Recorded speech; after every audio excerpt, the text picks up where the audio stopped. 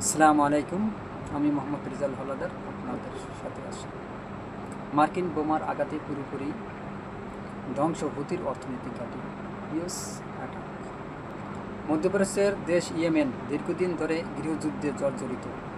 হুতি বিদ্রোহীরা এই সংঘাতে একটি প্রধান পক্ষ।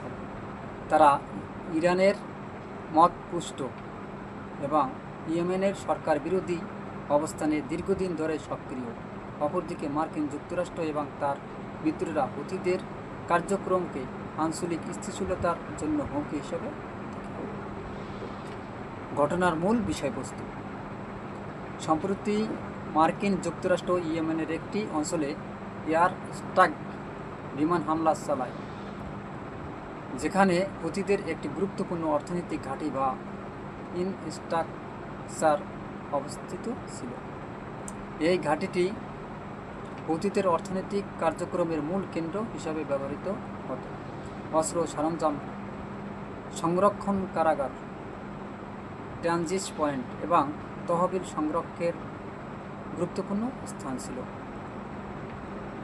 অস্ত্র সরঞ্জাম সংস্করণগার, ট্রানজিট পয়েন্ট এবং সংগ্রহের গুরুত্বপূর্ণ স্থান ছিল। স্থানটি ব্যবহার হতো আন্তর্জাতিক বাণিজ্য ও কালো বাজার নিয়ন্ত্রণে। ধ্বংসের মাত্রা: মার্কিন বোমার আঘাতে স্থাপনাটি সম্পূর্ণ ধ্বংস হয়ে গেছে। এতে হুতিদের অর্থনৈতিক বড় ধাক্কা লেগেছে।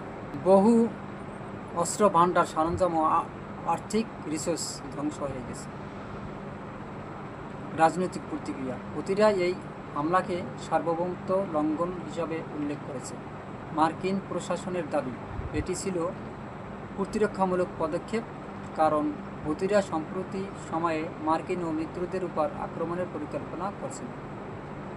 এই ঘটনার পর আন্তর্জাতিক কূটনৈতিক উত্তেজনা বাড়াতে পারে। ভবিষ্যতের প্রভাব: হুতিদের সামরিক এবং অর্থনৈতিক কার্যক্রম কিছুদিনের জন্য স্থগিত হয়ে পড়ে। মার্কিন যুক্তরাষ্ট্র এবং তার মিত্রদের সঙ্গে হুতিদের সংঘাত আরও তীব্র হতে পারে।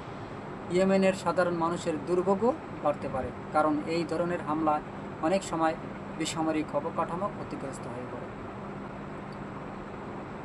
এখন যদি ইহুদি এবং আমেরিকার সৈন্যরা এক হয়ে ইয়েমেন অর্থাৎ হুতি ও ইরানের উপর আক্রমণ চালায়, তাহলে এবার ইরানও বসে থাকবে না। তারাও প্রচুর অস্ত্র, গোলাবারুদ সংরক্ষণ করে রেখেছে। ইসরায়েলের উপর, ইহুদির উপর নিক্ষেপ করবে, ইহুদিরা টাস টাস করে মারা যাবে। তাই তারাও প্রস্তুত রেখেছে তাদের অস্ত্রাগার, তাদের পারমাণবিক বোমা, যত কিছু আছে সব রেডি রেখেছে এই ইসরায়েলের জন্য। এখন ইসরায়েলিরা যদি বেশি বাড়াবাড়ি করে, তাহলে তাদের মৃত্যু তারা এইদিকে আনবে। গাজা মুসলমানদের নির্যাতন দেখে সারা বিশ্বের মানুষ চোখ দিয়ে পানি পড়ে, আর এদের বিচার হবে হয়তোবা আজ, নতুবা কাল। আজ এই পর্যন্তই। আসসালামু আলাইকুম রহমতুল্লাহি।